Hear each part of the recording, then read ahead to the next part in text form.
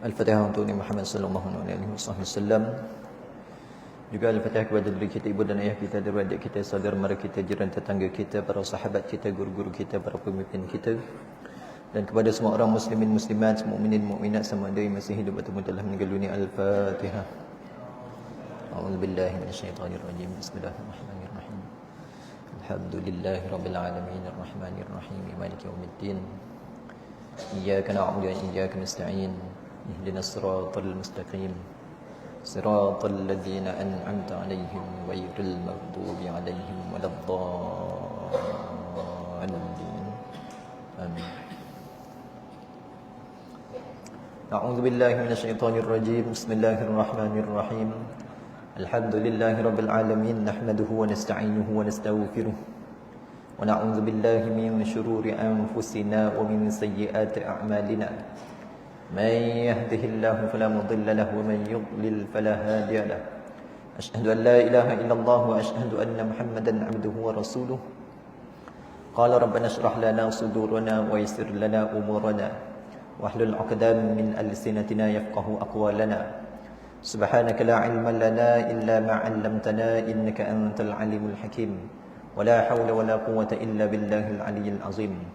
Allahumma salli 'ala Muhammadin al-Fatih lima ughliqa wal khatim lima sabaqa nasiril haqqi bil haqqi wal hadi ila siratikal mustaqim wa 'ala alihi haqqa qadrihi wa miqdarihi al-'azim. Amma ba'du. Assalamu alaikum warahmatullahi wabarakatuh.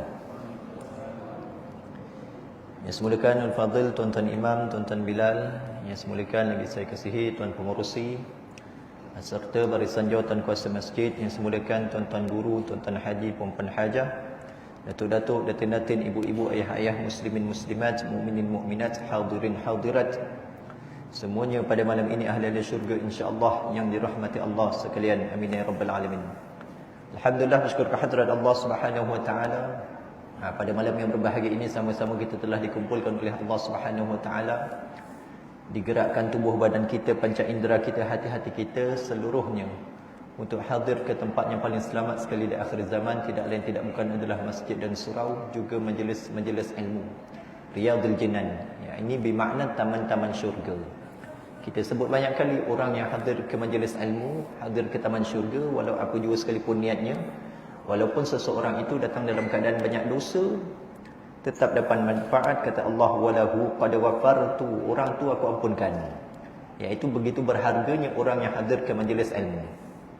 Sebab apa? Kita ini setiap hari dikelilingi oleh banyak syaitan, diganggu oleh syaitan. Sebab itu diajarkan oleh Al-Imam Al-Ghazali hari Jumaat, lepas main Jumaat, baca Fatihah 7 kali.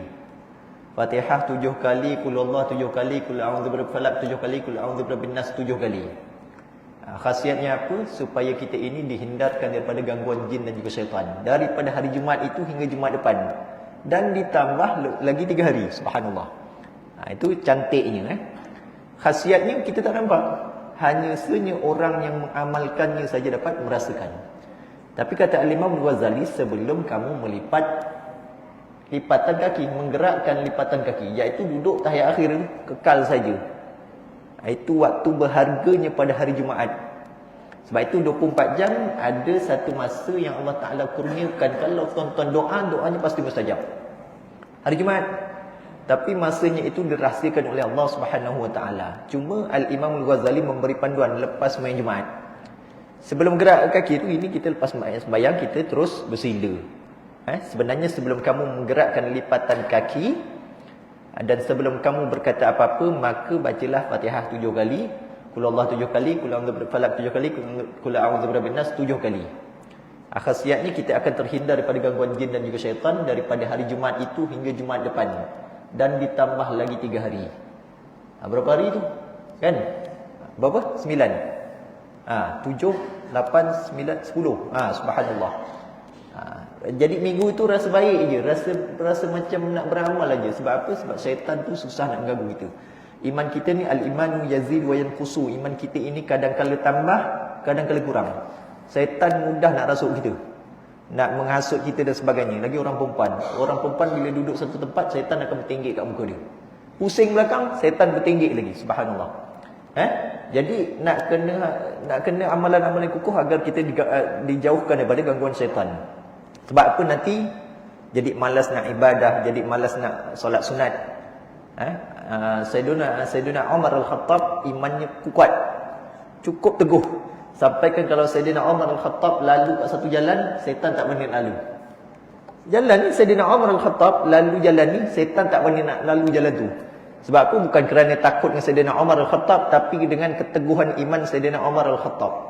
Sampaikan syaitan tak berani lalu. Kita kalau lalu jalan, syaitan nombok biasa. Bukan kita semualah sama. Sebab apa? Iman kita ini tidaklah sekukuh iman Sayyidina Umar Al-Khattab.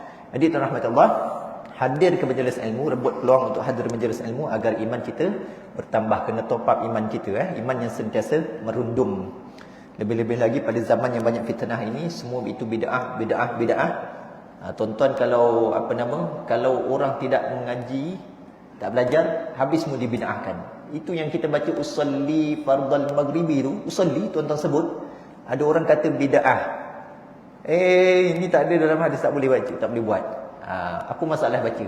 Sebelum angkat takbir makan roti canai, dosa tak dosa? Tak dosa. Baca surat khabar tak berdosa. Macam itu perumpamaan. Kalau sebelum mengangkat takbir tuan-tuan buat perkara dunia pun tak berdosa, apatah lagi menyebut usolli. Lepas salam kita kita wirid. Kalau lepas sembahyang kita tak nak wirid pun tak berdosa. Tapi yang masalahnya melarang orang untuk wirid. Jadi lepas sembahyang Jumaat pun dituntut kepada kita untuk wirid. Tapi janganlah kita baca lambat-lambat, sebab orang ada macam-macam urusan, maka dituntut juga untuk wirid lepas sembahyang Jumaat. Jangan kerana nak baca yang 7 tadi, kan? Tapi yang warid dalam hadis Nabi SAW diajarkan wirid, tak nak buat. Bukan sembahyang 5 waktu saja. Bukan subuh, zuhur, asar, maghrib, isyak saja wirid. Bahkan sembahyang Jumaat pun dituntut kepada kita untuk wirid. Buat wirid, ya. Jadi moga-moga kita mendapat perlindungan Allah Subhanahu Wa Taala. Jadi sekarang ni ada saranan untuk sembahyang hajat. Ada orang kata nak qobliyah dulu ke, nak ba'diyah dulu ke, kemudian sembahyang hajat tu tak kisah. Kalau solat sunat itu pun, kalau solat sunat ba'diyah yang paling dituntut ialah di rumah. Nak buat ke masjid pun tak ada masalah. Jadi kalau kita tak dapat nak berpindah sembahyang sunat dekat rumah, macam ni sembahyang maghrib, sebenarnya yang dituntut untuk ba'diyahnya di rumah. Tapi kalau semua ba'diyah rumah, habis tak ada pula orang kuliah. Jadi kalau kita tak dapat nak buat ibadah sunat di rumah, maka memadailah dengan menggalihkan gerakan badan, iaitu sekurang-kurangnya 1 tapak. Tonton sembahyang fardu kat sini, jadi sembahyang sunat jangan kat situ juga. Memadai dengan beralih sekurang-kurangnya 1 tapak, pindah sebelah. Begitu caranya. Yang paling afdal balik rumah. Macam tuan-tuan boleh balik rumah depan ni kan, macam Tuan Imam Dahlan. Kalau saya nak balik kan 1 jam jauh kan, tak boleh pula. Jadi begitu. Kalau tak dapat balik rumah, maka memadai berpindah selangkah. Sunat hukumnya. Ataupun juga diselangi dengan kata-kata. Jadi kalau kita selepas sembahyang ada orang tegur kita, maka kalau kita bercakap itu harus hukumnya. Diselangi dengan kata-kata. Jadi tuan rahmatullah, apa lagi perkara bid'ah kan? Di antaranya orang kata menyapu muka lepas salam, Assalamualaikum warahmatullahi, Assalamualaikum warahmatullahi. Kan orang kita sapu muka, ada kata bid'ah, tak boleh. Para sahabat tu ada yang ngambil tangan Rasulullah SAW sampai disapu muka ni. Ambil tangan Nabi. Jadi hari ini kita melakukan sapu muka, maka tak ada masalah. Tak ada masalah menyapu muka selepas memberi salam. Sebab apa? Tonton sapu muka tonton sendiri. Lainlah kalau kita Assalamualaikum warahmatullahi wabarakatuh ambil sapu muka orang. Itu sapu muka orang. Itu masalah orang macam tu.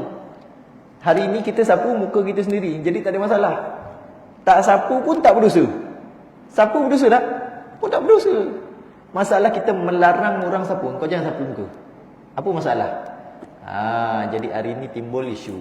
Jadi yang bid'ah-bid'ah yang tak perlu buat ke? Bid'ah yang dicipta oleh orang Melayu. Assalamualaikum warahmatullahi wabarakatuh. Dia angguk dulu. Saya pun tak tahu kenapa dia angguk. Orang perempuan paling banyak ngangguk. Kat sini bukan ibu-ibu lah, tapi macam lebih kurang. Orang kita ngangguk ni bid'ah orang Melayu. Yang beri salam dia angguk-angguk. Kalau straight boleh batal. 1, 2. Dia gerakan besar. 1, 2, 3.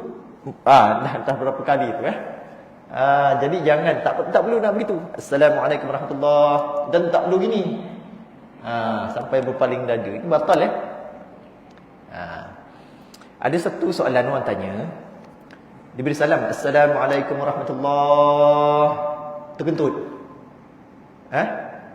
Kemudian dia bangun. Sah tak sah sembahyang? Dah tulis ni Assalamualaikum warahmatullahi, terkentut. Sah tak? Sah. Yang kedua kena hati-hati. Jadi ini dah sempurna kan sembahyangnya kan? Betul? Tapi bagi orang yang nak beri salam kedua, salam kedua tu adalah sunat. Tapi kenapa dia beri salam? Sebab merasakan sembahyangnya belum selesai. Selesainya dengan salam kedua. Dek kerana dia buat perkara sunat dalam sembahyang. Betul? Assalamualaikum warahmatullahi, dikentut, kemudian diberi salam. Ini batal sembahyangnya. Jadi kalau dah terkentut, Assalamualaikum warahmatullahi, terkentut, jangan beri salam kedua. Sebab apa tuan-tuan beri salam kedua? Sebab solat tuan-tuan merasakan belum sempurna, belum selesai. Sebab tu diberi salam kedua. Tapi masalahnya dah terbatal, dah terkentut. Siapa yang dah terkentut selepas salam pertama, maka jangan beri salam yang kedua, kena terus bangun. Kalau dia Assalamualaikum warahmatullahi, dia terkentut, lepas tu dia beri salam kedua, maka batal sembahyangnya. Sebab tu kena cerdik, walaupun perkara itu perkara sunat. Sebab apa? Sebab salam kedua itu dia menganggap solatnya itu belum sempurna, belum selesai lagi. Jadi kalau kalau terkentut sebelum salam pertama, itu tak ada khilaf lah. Memang batal lah. Fil alamina innaka hamidum majid, terkentut. Kemudian dia beri salam. Itu memang tak ada khilaf lah. Memang batal lah. Kan? Kalau kita ini dah tak tahan. Allahumma salli ala Muhammad, sampai baca Allahumma salli ala Muhammad, kemudian nak kentut. Apa nak buat? Tahan ke apa? Kalau boleh tahan, tahan. Kalau tak boleh tahan, mufarakah. Mufarakah, kemudian beri salam, kemudian kentutlah puas-puas. Tapi kat luar lah, jangan kat dalam. Gitu jadi siapa yang nak selepas salam pertama, dia terkentut, jangan beri salam kedua. Begitu dia punya aturan. Adik tuan rahmatullah. Rukun sampai Assalamualaikum. Assalamualaikum, kentut. Sah. Sampai kum itu. Jadi tuan rahmatullah. Sebelum kita memulakan, kita lihat gambar rajah muka surat 283. Kita imbas kembali sutrah. Kemudian imam lelaki dewasa, makruh lebih daripada 3 hasta. Makruh lebih daripada 3 hasta. Jarak imam dengan sutrah. Imam dengan sutrah mesti 3 hasta. Lebih 3 hasta, sah tak sah? Sah juga, tapi makruh. Imam dengan tumit imam dengan tumit makmum. Cuba kira berapa hasta? 4 hasta. Makruh hukum ini. Tapi saya bukan nak bicara sah tak sah. Sah. Imam kat sini, makmum dekat tengah pun sah juga. Ini cuma nak cerita makruh atau tidak makruh. Makruh tak dapat pahala. Tapi kalau kita tak buat perkara makruh, maka dapat pahala. Jadi 3 hasta. Lelaki dewasa dan juga kanak-kanak lelaki pun 3 hasta. 3 hasta. Ni asaf yang belakang ni dah betul lah. Cuma yang ni. Ini kena tumit imam mesti diri kat situ. Dan jarak dengan depan. Melainkan kalau badan kita terlampau besar, maka bolehlah ada kemaafan sedikit.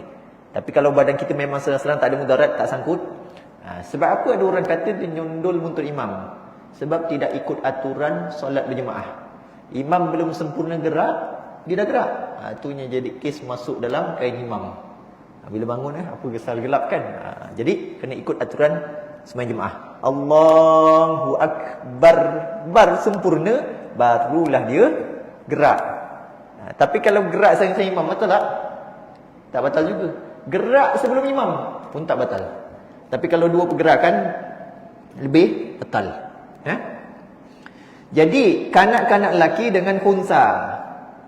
Kanak-kanak belakang, kanak-kanak lelaki khunsa, orang yang lahir 2 kemaluan. 2 kemaluan, bukannya pengkit, bukan. Apa nama? Tomboy pun bukan. Lelaki jadi perempuan pun bukan. Pun bukan.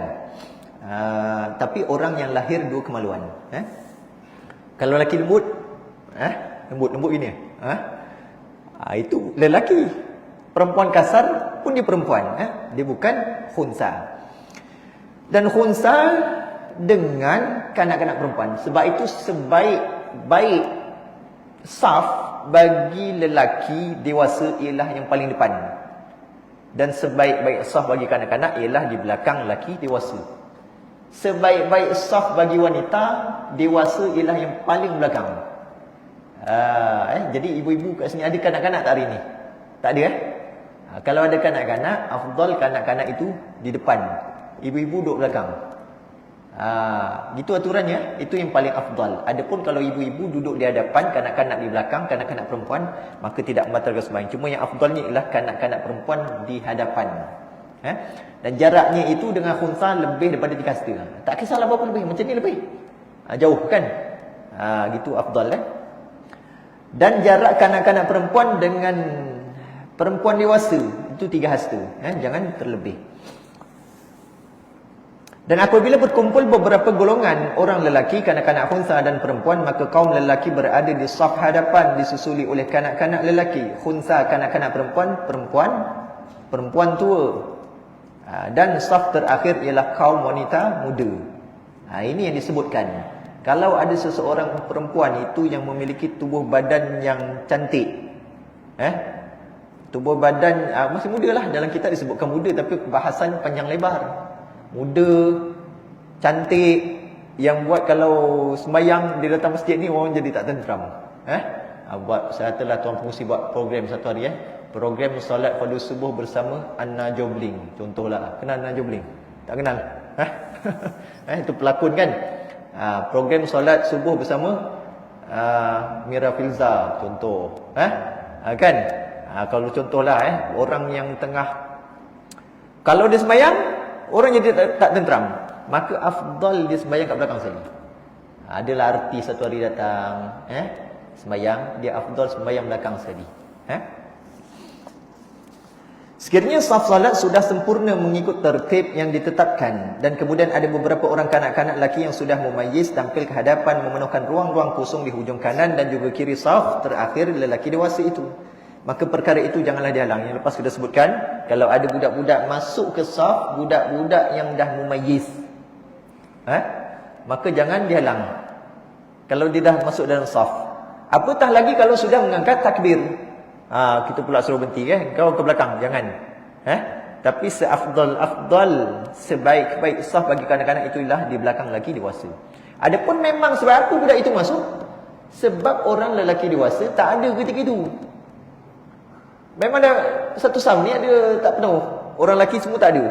Kemudian ada kanak-kanak memenuhi ruang saf, kemudian baru datang lelaki yang lambat, maka janganlah disuruh budak itu ke belakang, lelaki itu yang kena ke belakang. Jadi isu yang hari ini timbul, boleh tak kita sembahyang sebelah anak kita, terutama sembahyang Jumaat, kita bawa anak kita, sah tak sah? Satu saf tu ada budak-budak. Jawapannya sah. Jawapannya sah. Ada orang kata budak ni belum sunat, tinanggung najis. Kita bincangkan sama ada sah ataupun tidak sah. Kanak-kanak yang mumayyiz duduk di sebelah kita, dan satu saf tu ada kanak-kanak. Jangan kata budak-budak belum sunat. Kalau orang tua belum sunat, boleh tak duduk dalam satu saf? Boleh lagi. Bahkan budak mumayyiz boleh jadi imam. Cuma makruh kalau jadi imam sembahyang Jumaat. Jadi tuan rahmat Allah,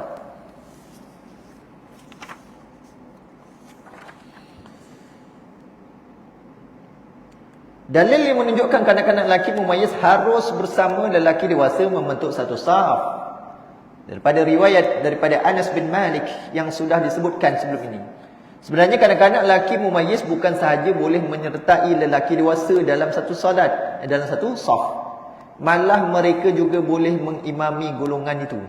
Budak mumayyiz kalau ada kat masjid ni yang bacaannya bagus, baca tanah-tanah Arab kan, kita tengok ada budak kecil boleh jadi imam, maka harus budak itu menjadi imam, boleh, no problem.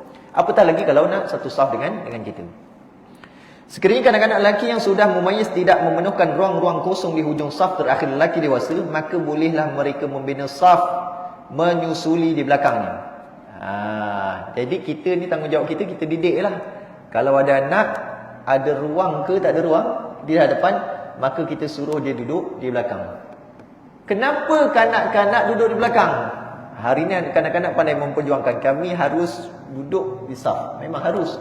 Tapi afdalnya mana? Di belakang. Kenapa dia duduk belakang? Kerana engkau kanak-kanak. Itu jawapannya. Bukan cerita dah sunat ke belum. Kanak-kanak macam mana? Belum balik. Kenapa kau duduk belakang? Kerana engkau kanak-kanak. Itu cukup jawapannya. Afdalnya duduk. Tapi kalau nak bicara sah ataupun tidak sah, dia duduk dengan kita satu saf, maka jawapannya sah. Cuma nak bicarakan kenapa dia duduk belakang? Kerana dia itu adalah kanak-kanak. Sekiranya kanak-kanak lelaki yang sudah mumayyiz tidak memenuhkan ruang kosong di hujung saf terakhir lelaki dewasa, maka bolehlah mereka membina saf menyusuli di belakangnya. Jarak di antara saf terakhir lelaki dewasa dengan saf pertama kanak-kanak lelaki mumayyiz itu jangan lebih daripada 3 hasta. Kerana menjarakkan dengan kadar lebih daripada 3 hasta itu makruh hukumnya dan meluputkan kelebihan pahala solat berjemaah, luput. Kalau kami belajar dengan guru kami Al-Fadhil Datuk Kiai Haji Suhali, memang kalau lebih daripada 3 hasta luput. Luput pahala fadilat fadilat jemaah ni. Macam yang mana tuan-tuan ketika sembahyang Jumaat, tuan-tuan kan Bilal kan sebutkan maka luputlah pahala Jumaat ni. Tapi yang lebih tepat sebenarnya maka sia-sialah pahala Jumaatnya. Jadi mulai hari ni kita sebut sia-sialah, sebab dalam Arab itu disebut lara. Sia-sialah pahala Jumaat ni. Sebagai contoh yang datang awal, dapat pahala seolah-olah berkorban seekor unta. Yang kedua seolah-olah berkorban lembu. Yang ketiga seolah-olah berkorban kambing. Yang keempat seolah-olah berkorban ayam.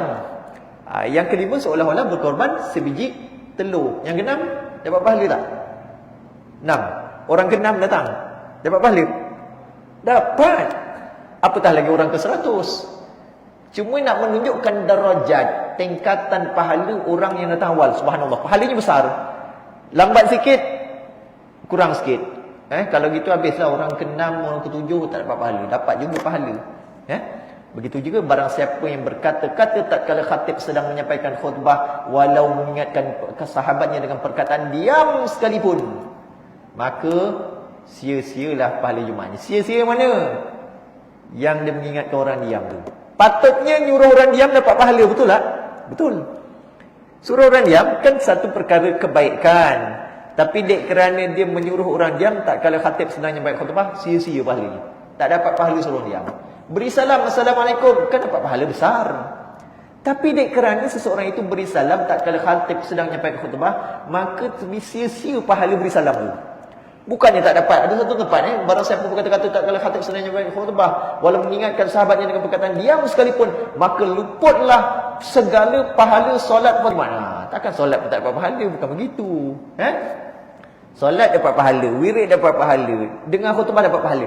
Cumanya perbuatan baik yang dilakukan ketika khatib menyampaikan khutbah itu sia-sia. Sedekah, beri salam, apa lagi? Macam-macam lah, zikir, wirid, baca Quran. Baca Quran pahala besar. Tapi siapa yang membaca Quran ketika khatib sedang nyampai khutbah, maka sia-sia pahala baca Qurannya tu. Adakah orang berzikir lagi kan waktu khatib nyampai khutbah? Sia-sia pahalanya. Jadi hendaklah kita dengar, diam dengan taat. Diam saja tak cukup, sebab banyak orang diam ketika khatib nyampai khutbah. Diam, mata pun kejam. Ini masalah. Diam, mata kejam, rupanya tidur. Itu sia-sia. Jadi hendaklah kita dengar, diam dengan taat. Maka berselawatlah kata khatib. Selawatlah. Diam-diam, tak boleh tak berselawat. Khatib doa, Allahumma ighfir lil muslimin wal muslimat, ya Allah Tuhanku, ampunkanlah dosa sekalian orang Islam, lelaki dan juga perempuan, ya Allah. Diam aja. Itu tak taat. Kena ucap amin, sunat ucap amin.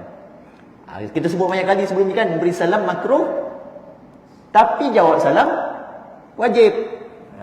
Waktu khutbah orang bisa assalamualaikum, diam. Wajib jawab salam. Jadi Itu cara memahami. Jadi yang benar ialah barang siapa berkata-kata tak kalah hatinya baik khutbah, maka sia-sialah pahala Jumaatnya. Jadi saya nak bawa tuan-tuan berfikir. Yang sia-sia tu apa? Yang perbuatan baik dia tu, bukannya terus tak dapat pahala. Siapa bercakap dengan sengaja? Berdosa tak? Waktu hatinya baik khutbah. Cakap, berbual, cerita keduniaan, cerita kedai kopi, tak dosa. Tak dosa. Makruh hukumnya siapa yang bercakap. Makruh. Tapi kerana makruh, bukan license untuk kita suka-suka bercakap. Jangan kerana hari ni, makruh aja. Tak apalah, hari Jumaat ni kita kempen bercakap ramai-ramai. Kalau mengganggu orang, dosa. Berdosa. Adik rahmat Allah. Sampai mana tadi?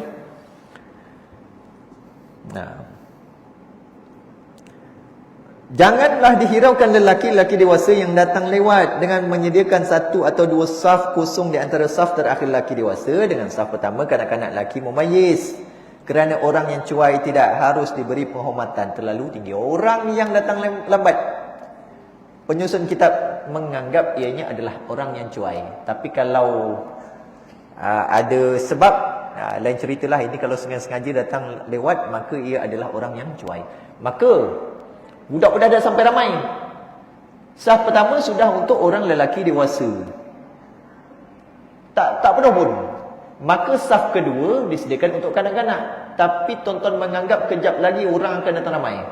Maka tuan-tuan pun menyuruh budak pergi kepada saf ketiga. Hakikatnya yang terjadi, saf kedua kosong. Jadi perkara ini jangan berlaku. Iaitu suruh budak itu pergi saf kedua. Dan orang lelaki yang lambat tadi, orang lelaki dewasa, maka dia akan memenuhkan ruang yang lain. Begitu Jadi jangan dek kerana nanti orang ramai, maka budak-budak terus duduk belakang. Ada orang hari ni terus susun saf budak dekat belakang sekali. Kan? Jangan begitu. Sembayang ada satu tempat yang siap buat apa? Satu kawasan. Buat pagar. Kan? Ada orang ke tak ada orang, dia letak budak kat belakang sana. Jaraknya 3 hasta. Ada satu masjid dibuat satu apa? Macam padang tali tu kan. Jadi budak-budak kat sana. Itu berapa hasta tu? Jadi budak-budak kalau ada saf kedua kosong, budak-budak duduk pada saf kedua. Ada tempat buat ketiga, empat, dia jauhkan lagi pula. Ini bukan nak cerita isu main ke tak main. Dia lagi jauh, dia lagi main. Yakin ataupun tidak yakin, waktu kecil dia main. Nanti dia besar, dia tak main. Ada orang kata main. Tuan-tuan dulu kecil-kecil main tak kat masjid? Sama, saya pun main dulu masjid. Tapi bila dah besar, dia sudah terdidik, dia tak akan main lagi. Adik rahmat Allah. Tetapi bagi kaum perempuan pula, ni ibu-ibu sekiranya mereka sudah membina saf di hadapan dan tiba-tiba datang lelaki. Ibu-ibu sembahyang, katalah tak, bukan di situ, di sini kita lelaki dewasa, kanak-kanak saf kedua, kemudian ketiga khunsa, ibu-ibu saf ke-5. Tiba-tiba datang sekumpulan lelaki pula. Apa nak buat? Apa nak buat? Ataupun kanak-kanak lelaki ataupun khunsa, maka hendaklah perempuan itu beredar. Katalah macam ni Itu panjang hangat dia punya cerita. Tuan-tuan sembahyang satu saf. Kanak-kanak lelaki tak ada, khunsa pun tak ada. Jadi ibu-ibu sembahyang kat mana? Ibu-ibu sembahyang pada saf ketiga. Sebab sunat lebih daripada 3 hasta. Tiba-tiba nak jadikan cerita, ada lelaki, sekumpulan lelaki datang. Apa nak buat? Maka dia nak masuk saf kedua. Ibu-ibu buat apa pada saf ketiga? Ibu-ibu kena berundur. Kita dah tunjukkan lepas cara berundur. Jalannya 1, 2. 1, 2. Yang undur jalan laju batal. Jadi orang lelaki nak masuk nyelip kat depan ibu-ibu, ibu-ibu hendaklah berundur. Itu caranya. Sekiranya perempuan itu sudah melakukan takbiratul ihram, maka menurut Syekh Ali Ash-Shibra Malisi, hendaklah mereka berundur sekira-kira tidak menyebabkan solat mereka terbatal. Di dalam kitab Nilul Awtar, penyusunan sedemikian ialah mengelakkan daripada apa-apa yang ditakuti daripada fitnah. Kenapa? Perempuan itu lebih daripada 3 hasta, supaya menghindarkannya daripada fitnah. Sekiranya susunan saf ini disalahi, maka solat perempuan dan lelaki itu tetap sah di sisi jumhur ulama. Tetapi di sisi mazhab Hanafi, solat perempuan sahaja yang sah, tidak pula bagi solat lelaki. Nak dijadikan cerita? Ini lihat pada baris kedua. Maka hendaklah perempuan itu beredar ke belakang supaya mereka yang datang itu dapat membina saf di situ. Ini adalah kerana perempuan itu tidak satu jantina dengan mereka. Sekiranya perempuan itu sudah melakukan takbiratul ihram, maka menurut Syekh Ali, hendaklah mereka berundur sekiranya tidak menyebabkan solat mereka terbatal. Tengok yang bawah. Sekiranya susunan saf ini disalahi, maka solat perempuan dan lelaki itu tetap sah di sisi jumhur ulama. Ibu-ibu tak nak berundur. Ada orang perempuan tak nak berundur, maka tetap sah di sisi jumhur ulama, kecuali dalam mazhab Hanafi. Mazhab Hanafi mesti ikut aturan betul-betul. Daripada Abi Mas'ud radhiyallahu anhu berkata, Rasulullah SAW pernah menyapu bahu-bahu kami semasa salat. Lalu bersabda, samakanlah barisan-barisan dan jangan ada yang berselisih bahu, iaitu tidak sama di antara kamu semua, kerana perbuatan itu menyebabkan hati kamu semua tidak sependapat. Akan bertelingkah tadi, sebab tu dituntut bagi kita untuk dapatkan saf. Bahu bertemu bahu, sekadar bersentuh. Kita dalam mazhab Syafi'i hari ini orang salah faham. Bahu mesti rapat, kemudian kaki pun mesti rapat. Tapi kaki tidak perlu rapat. Kaki kita tidak perlu bercantum dengan kaki orang sebelah. Ada kan tengok gambar kan? Tersebar tu kan? Inilah cara penyusunan saf yang betul, kata dia. Kaki kita bercantum dengan kaki orang sebelah. Dia bukan begitu. Bila bercantum dengan kaki orang sebelah, bermakna tuan-tuan punya kangkang jadi lebar. Betul? Ada sembahyang kangkang? Mazhab Asy-Syafi'i tidak mengajarkan sembahyang kangkang itu. Kalaulah kaki kanan kita bertemu dengan kaki kiri orang sebelah, mesti bercantum, maka Al-Imam Asy-Syafi'i tidak akan meletakkan syarat suruh buat sejengkal. Ada orang sembahyang jarak kakinya, dia kangkangkan begitu. Bukan begitu. Kaki tidak perlu bersentuhan dengan orang sebelah. Hanya bahu ni, bahu pun tidak semestinya betul rapat. Hanya sekadar bersentuhan. Orang tak boleh lalu, tak boleh nyelit. Begitu. Jadi kalau kita sembahyang, kita ini sudah rapat saf. Tiba-tiba ada orang yang nak lalu sini, dia tak boleh lalu sini. Apa nak buat? Tuan-tuan boleh berundur setapak, beri laluan, kemudian masuk balik. Begitu. Orang yang dewasa dan berakal di antara kamu hendaklah berada di belakangku. Kemudian di barisan yang berikutnya hendaklah kanak-kanak yang cerdik. Kemudian diikuti oleh orang yang khunsa. Dan yang terakhir ialah orang perempuan. An Abi Hurairah radhiyallahu anhu qala Rasulullah SAW, khairu sufufir rijal awwaluha wa syarruha akhiruha wa khairu sufufin nisa akhiruha wa syarruha awwaluha. Daripada Abi Hurairah radhiyallahu anhu katanya, Rasulullah SAW bersabda, saf salat yang paling baik bagi orang lelaki ialah saf pertama, sedangkan seburuk-buruk saf bagi mereka ialah saf yang penghabisan. Maksud seburuk-buruk tidaklah bermaksud tak dapat pahala. Nak menunjukkan darjat saf pertama itu paling baik. Tapi hari ini orang sila ke depan. Tak nak ke depan. Cuma yang nak kena jaga saf ni VVIP. Ini bukan nama VVIP, orang Melayu panggil VVIP. Arab ni panggil khalifah. Orang yang paling layak mengganti imam. Kalau imam terbatal, orang ni kena ganti. Jadi rebutlah peluang untuk ke depan. Sunat kita ini berdiri membentuk saf selepas selesainya iqamah. Bukan masa iqamah Allahu Akbar kita dah buat saf. Kita duduk, tapi ketika hampir habis iqamah ataupun selesai iqamah, barulah segera bangun membina saf. Kadang-kadang kita ini kan, kita bangun dulu kan. Sebenarnya dalam mazhab Asy-Syafi'i sunat berdiri selepas selesai iqamah. Adapun yang belakang ataupun orang veteran hampir habis iqamah, maka dia boleh standby berdiri. Yang depan habis iqamah, Allahu Akbar, la ilaha illallah, baru berdiri. Itu sunat hukumnya dalam mazhab Asy-Syafi'i. Secara kias boleh kita katakan sekiranya sebaik-baik tempat lelaki ialah saf pertama, dan kemudian dikhususkan tempat itu kepada orang lelaki dewasa, maka tempat terafdal bagi kaum wanita juga perlu diberikan kepada golongan wanita dewasa. tempat terafdal bagi kaum wanita ialah saf yang di belakang sekali. Maka dengan itu tempat yang paling afdal untuk kaum wanita, iaitu saf yang paling belakang sekali, perlulah dikhususkan untuk kaum wanita dewasa. Lebih-lebih lagi mereka yang bentuk badannya masih menarik perhatian lelaki, iaitu orang perempuan muda. Tapi jarang orang perempuan muda pergi masjid. Ada tak? Ada? Ada. Yang betul-betul anak dara lah. Anak dara sembahyang. Kalau dia sembahyang, dia duduk belakang sekali. Apatah lagi yang boleh menimbulkan fitnah. Boleh menimbulkan fitnah. Baru cerai ke kan, orang janda kan, sembahyang pula janda muda. Janda apa orang panggil? Janda berhias. Belakang pula. Jadi imam lepas sembahyang, wirid, sunat, tengok belakang. Kenapa tidak terus toleh? Allahumma antas salam baru noleh. Sebab apa? Orang lelaki pun jangan gerak. Jangan gerak dulu. Itu nak beri can pada orang perempuan. Kalau ada dia nak uruskan pun, nak keluarkan dan sebagainya. Sebab tu kita jangan lepas sembahyang jangan terus noleh, duduk dulu. Allahumma antas salam barulah bersila. Baru imam menoleh. Jadi kalau ada nak keluar minta izin dengan imam. Gitu. Dia punya aturan.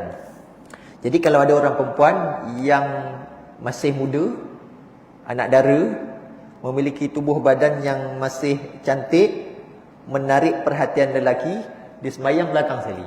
Tanggungjawab siapa? Oh, imam tak nampak ke depan? Ibu-ibu lah. Awak muda lagi, awak duduk belakang. Ataupun, saya muda lagi. Dia duduk belakang lah.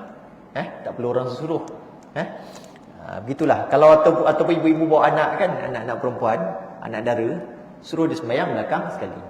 Kanak-kanak perempuan, kemudian ibu-ibu, kemudian belakangnya sekali ialah anak dara.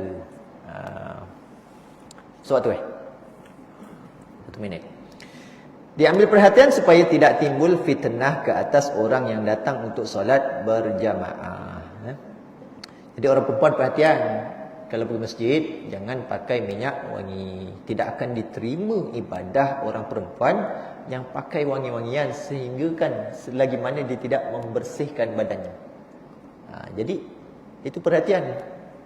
Kadang orang perempuan nak pergi masjid kan, dia punya make up pun luar biasa. Wangi tu, wangi ni. Kalau orang lelaki memang sunat pakai wangi-wangian. Okey, kita beri laluan sebentar lawan azan. InsyaAllah nanti kita akan sambung sikit. Wallahu a'lam bissawab.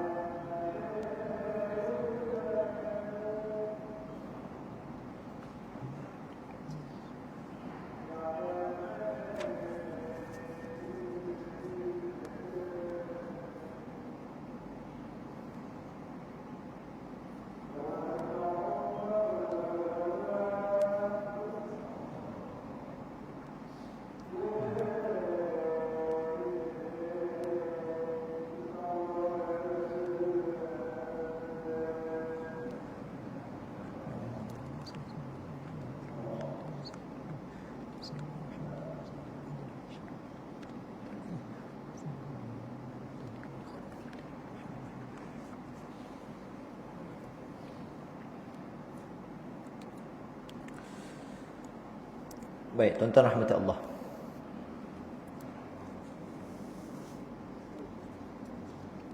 An Abdullah an Nabi sallallahu alaihi wasallam qala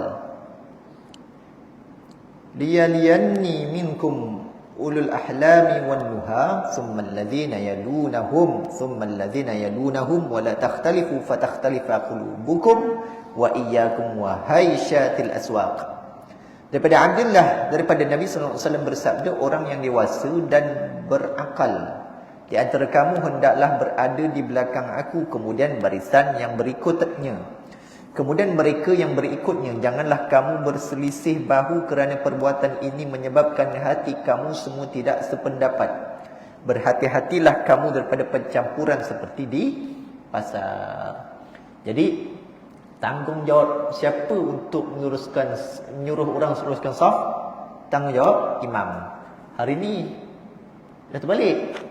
Bilal pula saf, dia pula nyuruh tidak disunatkan untuk Bilal melakukan saf seperti setengah tempat. Bilal tak payah. Sebab apa? Itu tugas imam. Ada imam kata, saya tak nak suruh orang teruskan saf, semua dah besar panjang dah. Bukan kira besar panjang, para sahabat tu semuanya alim, semuanya alim, tapi Nabi SAW tetap berpesan untuk meluruskan saf. Jadi tak kira orang belakang kita tu orang dewasa ke, kanak-kanak ke, orang alim ke, siapa pun di belakang kita, kita sebagai imam hendaklah menyuruh untuk meluruskan saf. Tak kisahlah apa pun ayatnya. Ada tempat imam garang, ada satu tempat luruskan saf, handphone matikan handphone. Jangan dia sampai buka handphone. Sampaikan dia kata macam tu. Ada tak Nabi SAW kata sila matikan handphone? Bid'ah tak ayat tu? Bid'ah, tapi boleh sebut. Boleh. Yang Nabi SAW tak sebutkan tak bermakna tak boleh sebut. Untuk makluman, lepas sembahyang jangan beredar, ada tahlil. Itu tidak disunatkan sebab tak ada kena-mengena dengan sembahyang. Untuk makluman, lepas sembahyang kita ada solat sunat hajat, jangan disebut. Tapi kalau nak sebut bila? Sebelum iqamah ataupun selepas salam boleh cakap. Di antara iqamah dengan takbir jangan cakap perkara yang tak ada kena-mengena dengan solat. Tapi kalau cakap dosa tak? Tidak berdosa. Cuma kita nak cari ketepatan yang paling terbaik. Berdasarkan hadis itu, maka bolehlah kita katakan bahawa yang mengikut sunnah ialah hendaklah tampil di saf yang pertama itu orang yang mempunyai kelebihan dan berumur. Orang dewasa, orang yang lebih veteran, afdal duduk di depan. Kemudian mengiringi imam, yang mengiringi imam ialah orang yang paling sempurna di kalangan mereka. Siapa yang terbaik dalam satu saf? Ini khalifah, iaitu orang yang boleh mengganti imam. Orang yang boleh mengganti imam. Dia pun tak kalutlah kalau imam terbatal, apa nak buat? Sebab tu ini namanya khalifah. Padahal ini khalifah ada berapa orang? 4 orang. 1, 2, 3, 4. Boleh selit 5. Khalifah. Manakala kanak-kanak pula diletakkan di belakangnya. Kanak-kanak perempuan pula di tengah kerana memberi peluang kepada kaum ibu meraih fadilat berjemaah sebesar mungkin dan seterusnya mengelakkan fitnah. Jadi ingat lepas ni kalau ada kanak-kanak perempuan, dia di depan. Ada tabir ke tak ada tabir? Kanak-kanak perempuan depan. Sebab sebaik-baik saf bagi kaum wanita dewasa ialah yang di belakang. Lepas ni kalau ada kanak-kanak perempuan, ibu-ibu letakkan dia di depan. Kita kat depan kita tak nampak. Ibu-ibu yang nampak. Ibu-ibu yang kena kawal anak-anak perempuan duduk di depan. Ibu-ibu duduk belakang. Handbag letak mana? Handbag. Handbag letak depan. Dia pun bersalah. Dia letak belakang. Tak belakang, Assalamualaikum warahmatullahi wabarakatuh. Assalamualaikum warahmatullahi wabarakatuh. Tengok handbag hilang. Mana handbag aku? Kecoh satu masjid. Handbag letak depan. Begitu juga kita. Sembayang, berdua itu letak depan. Ada satu tempat dia pergi sembayang. Dia kata makruh kalau sembayang dalam poket ada rokok. Lepas tu letak kat depan sujud. Macam mana tu? Susah nak cakap kalau macam tu. Jangan bawa letak kat motor. Hilang pula kata dia. Letak kat depan gitu. Dia tak nak gocek. Tapi kalau dalam gocek ada rokok, sah tak sah sembahyang? Sah. Sah. Tapi kau boleh jangan bawa lah, tinggal kat rumah. Ada satu tempat tu, surau, siap ada smoking area lagi, buat kat depan. Macam tonton punya ni kan, tinted kan, okey lah, kita tak nampak orang depan, ni siap nampak. Nak cakap pun susah, kena faham sendirilah. Hadis di bawah ini pula secara khusus menunjukkan saf solat kaum wanita di masjid terletak di belakang saf kaum lelaki. Kaum wanita itu saf ini di belakang kaum lelaki, bukan di kiri atau di kanan masjid. Nampak surat 288 yang bawah sekali. Bukan di kiri atau di kanan masjid sebagaimana yang banyak diamalkan akhir-akhir ini. Macam tonton okey lagi, belakang mana? Ada tempat sebelah tepi kaum wanita. Lepas tu lelaki sembaris dengan dia. Lepas tu dia semayang kat ujung ni pula. Sebab dia fikir takut tak sah. Kalau mazhab Hanafi tak sah. Jadi yang sebaik-baiknya ialah saf perempuan itu di belakang dan bukan di kiri atau di kanan. Ini berdasarkan hadis Nabi SAW. Yang terakhir pada yang keempat. An Fatimah binti Qais qalat falamma inqadat iddati sami'tu nida al-munadi Rasulullah sallallahu alaihi wasallam yunadi salah jami'atan fa kharajtu ila al-masjid fa sallaitu ma'a Rasulillah sallallahu alaihi wasallam fa kuntu fi saffin nisa'i allati tali zuhur al-qaum ila akhir. Daripada Fatimah binti Qais radhiyallahu anha berkata, apabila selesai iddah yang saya lalui, yang ini kerana bercerai dengan suaminya, saya telah mendengar muadzin Rasulullah SAW memanggil untuk solat. Bilal lah pada waktu itu. Saya pun pergi ke masjid dan solat bersama Rasulullah SAW. Saya berada di dalam saf kaum wanita yang menyusuli zuhur, yang ini punggung atau bahagian belakang kaum laki-laki. Semai kat sini. Tapi jaraknya lebih daripada 3 hasta lah. Hadis di bawah ini pula menjadi dalil menunjukkan kedudukan saf kanak-kanak di belakang lelaki dewasa. Jadi hadis yang tadi itu, Fatimah binti Qais ni bercerai dengan suaminya. Habis iddah, dia pun dengan azan, kemudian dia pergi ke masjid. Lalu dalam hadis disebutkan, fa sallaitu ma'a Rasulullah SAW fa kuntu fi saffin nisa' allati tali zuhur al-qaum. Saya berada di dalam saf kaum wanita yang menyusuli zuhur, punggung atau bahagian belakang laki-laki. Jadi kat sini, di tengah, itu dalilnya. Yang keduanya, an Abdurrahman bin Ghanmin qala Abu Malik al-Ash'ari ala uhaddithukum bi salatin Nabi sallallahu alaihi wasallam qala fa aqama as-salah wa saffa ar-rijal wa saffa khalfahum al-ghilmana thumma shalla bihim fa dhakara salatahu thumma qala hakadha salahu qala Abdul A'la la ahsabuhu illa qal ummati. Daripada Abdurrahman bin Ghanam telah berkata Abu Malik al-Ash'ari, mahukah kamu semua aku beritahu tentang solat baginda Rasulullah SAW. Beliau selanjutnya mengatakan, setelah iqamah maka baginda meminta saf lelaki dewasa dan kemudian membina saf kanak-kanak di belakang mereka. Nabi SAW kata lebih kurang ginilah, lelaki dewasa kat depan, kemudian kanak-kanak lelaki, dan kemudian baginda solat mengimami mereka. Kemudian Abu Malik menyebut tentang solat baginda SAW, dan seterusnya beliau mengatakan baginda solatnya, beginilah solatnya. Abdul A'la berkata, aku tidak menyangkakan maksud yang lain selain daripada apa yang dimaksudkan oleh baginda ialah solat umatku. Penyusun Aunil Ma'bud, jika kanak-kanak itu 2 orang ataupun lebih, tetapi sekiranya ia seorang diri, maka hendaklah ia masuk ke dalam saf orang dewasa dan janganlah ia bersendirian di belakang. Perkara ini dinyatakan oleh Al-Imam As-Subuki, wallahu alam. Jadi kalau budak tu seorang, anak tuan-tuan datang, anak tuan-tuan darjah 2, darjah 3, mumayyiz, tak ada budak lain, maka bolehlah bawa. Dan orang-orang tua yang lain pun, orang veteran, janganlah kata apalah dia tu bawa anak. Orang kita suka gitu kan, apalah bawa anak bising waktu tu. Ada satu tempat tu, anaknya sembahyang, anak EJK waktu tu, depannya ada rak kitab pura tu, tengah sembahyang geling orang. Elakkanlah begitu. Habis nak pun budak Orangnya di masjid ni marah memang marah, tapi relax, tenang tengah sembahyang Ada orang macam nak mengamuk tengah sembahyang.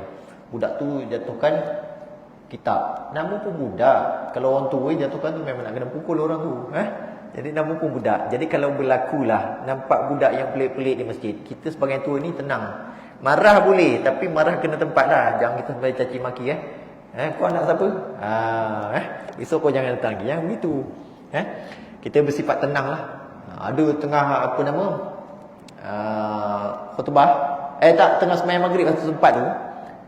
Cik Imam ni anaknya naik atas mimbar nyanyi lagu Akulah Pencinta Wanita. Asal tempat ni Johor Bahru.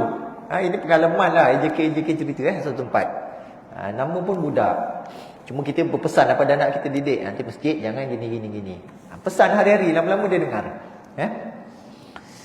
Jadi kalau mudarat sangat, kalau rasa tak perlu bawa, tak apa, tak payah bawa. Kalau rasa mudarat sangat, anak aku ni tak boleh lah. Contohlah kita pun sama-sama kenal anak kita. Tapi kalau biasa-biasa, setakat nakal-nakal biasa tu biasalah. InsyaAllah berkat dia duduk dengan masjid, dapat pula jemaah yang baik-baik, maka akhirnya dia akan menjadi orang yang baik satu hari nanti. Bahkan mungkin dia lah jadi imam. Adik rahmat Allah. Saya kira cukup sekadar itu, insyaAllah yang baik dan buruk kita kepada Allah SWT atas kelemahan diri saya sendiri. Mohon turun silap kata. Moga solat kita menjadi solat yang paling berkualiti lagi. Sallu kama ra'aitumuni usalli, solatlah kamu seperti mana kamu melihat aku solat. Dan kita tak nampak Nabi SAW solat, kita nampak guru kita solat, guru kita nampak gurunya solat. Dan kalau boleh tayar akhir tu jangan sampai miring macam naik motor pernah baring tu. Kalau kita kan miring kan. Saya memperhatikan guru saya ketika sembahyang duduk tayar akhir. Kita duduk tayar akhir tu badannya tegak, bahu kita ni angkat sikit. Jangan sampai miring ini kan. Betul, boleh juga, tapi yang paling tepat ialah adab kita ialah tegak. Macam kita duduk depan sultan, tak kalau duduk lembik gini kan, mesti nak duduk tegak gini kan. Gitulah adabnya ketika sembahyang. Akhir kata, aku qali hadza astaghfirullahal azim li wa lakum wa billahi hidayah wa taufiq. Wassalamu alaikum warahmatullahi wabarakatuh. Wallahu a'lam bissawab.